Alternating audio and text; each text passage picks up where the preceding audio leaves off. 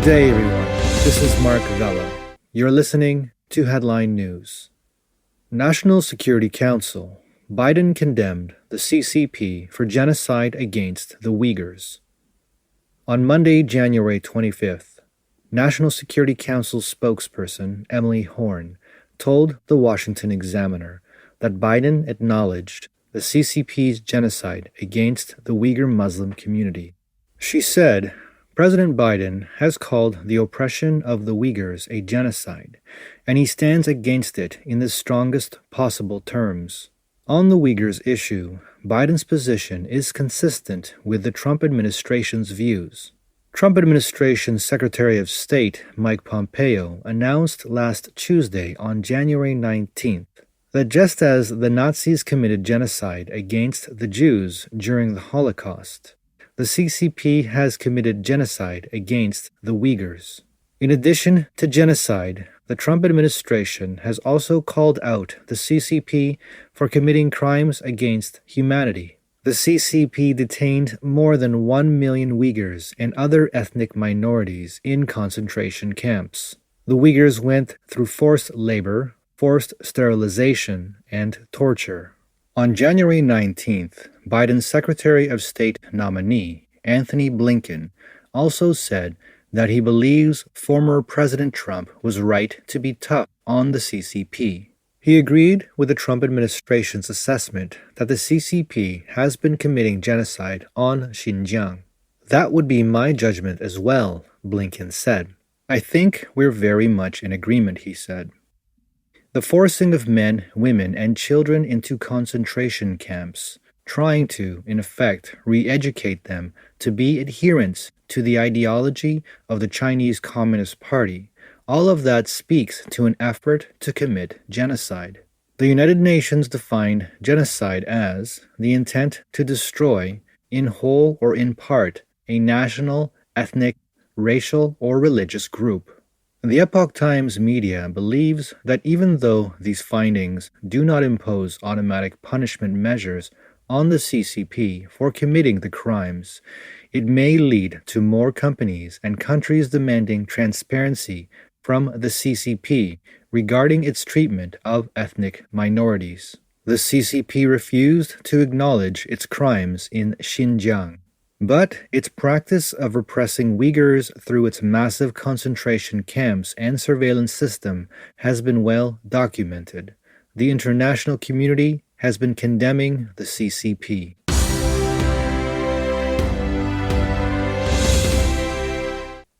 U.S. Border Protection Agency. Recent sharp increase in illegal immigration at the southern border.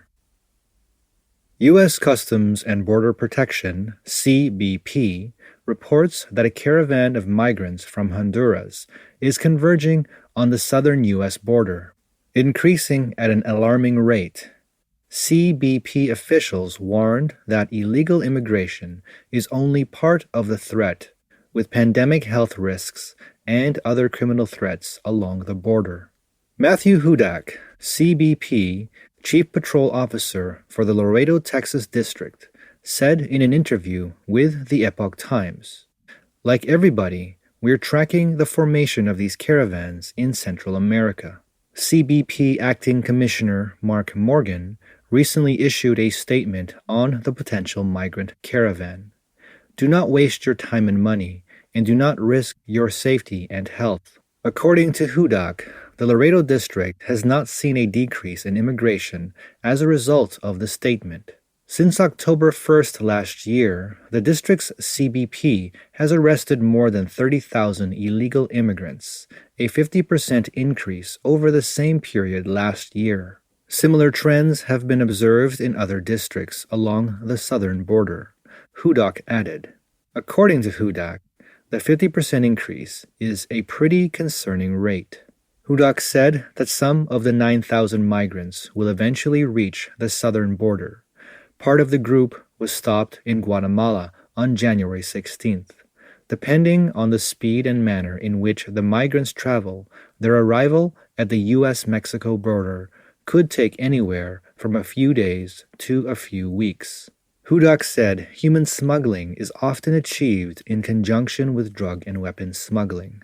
The fees charged by gangs to immigrants also feed larger criminal organizations. As a result, he sees it as a more significant threat. We may be talking about one piece of it, which is immigration, but it's part of a much larger criminal enterprise. He attributed the trend of increased migration across the southern border to the U.S. economy and a better healthcare system, especially during the epidemic. We've seen the economy in this country get back on track and continue to expand.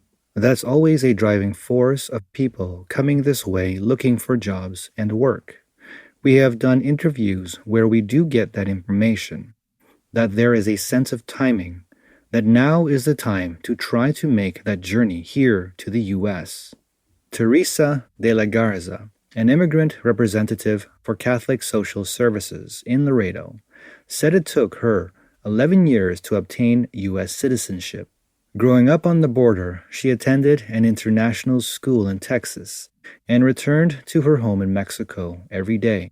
She believes it is the change in presidency, not the shift in immigration policy, that has galvanized some immigrants. She believes such enthusiasm is unrealistic. Some of the policies that have changed in these past 4 years can't be reversed as soon as another president comes in. It will take time. In her opinion, the time needed to make significant changes to immigration policy would take longer than 4 years. De la Garza is currently busy providing counseling services to DACA applicants through March. The program is for illegal immigrants who were brought to the U.S. before the age of 16. Last year, the Department of Homeland Security put the program on hold for review, and on January 20th, Biden reinstated the program in a presidential memo.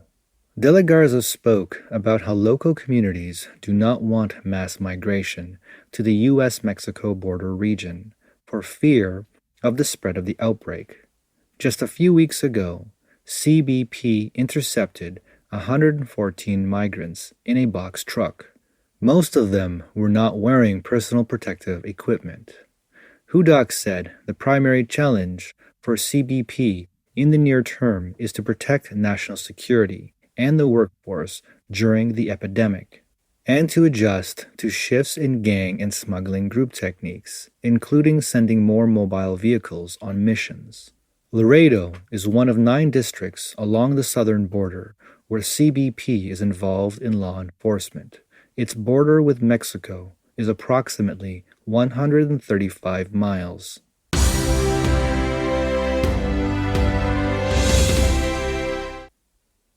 Biden's first week in office, several former Voice of America executives fired.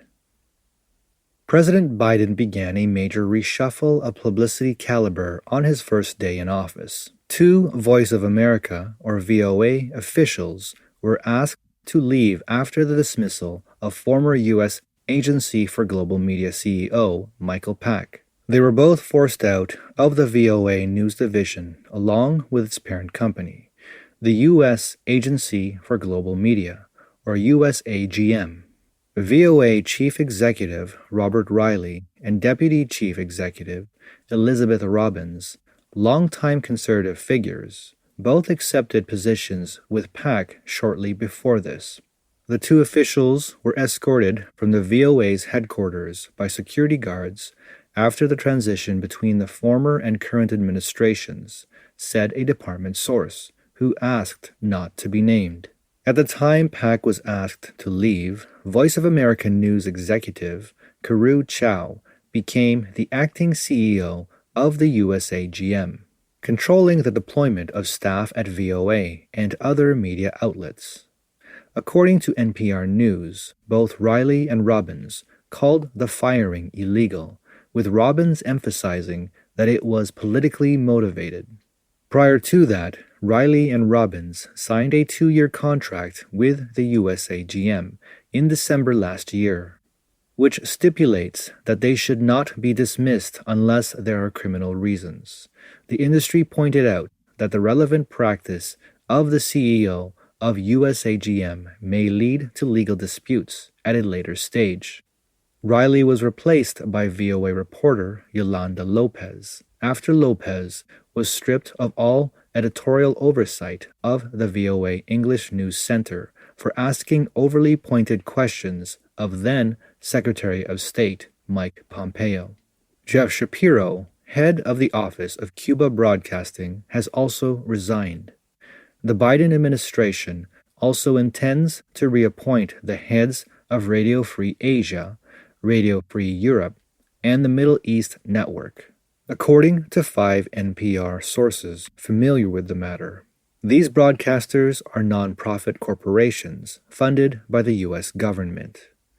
Founded during World War II, Voice of America is an American international broadcaster funded by the U.S. Congress. VOA produces digital, television, and radio content in 47 languages and distributes it to affiliated stations worldwide. This concludes today's broadcast. Thank you for your time, and stay tuned for the next Headline News.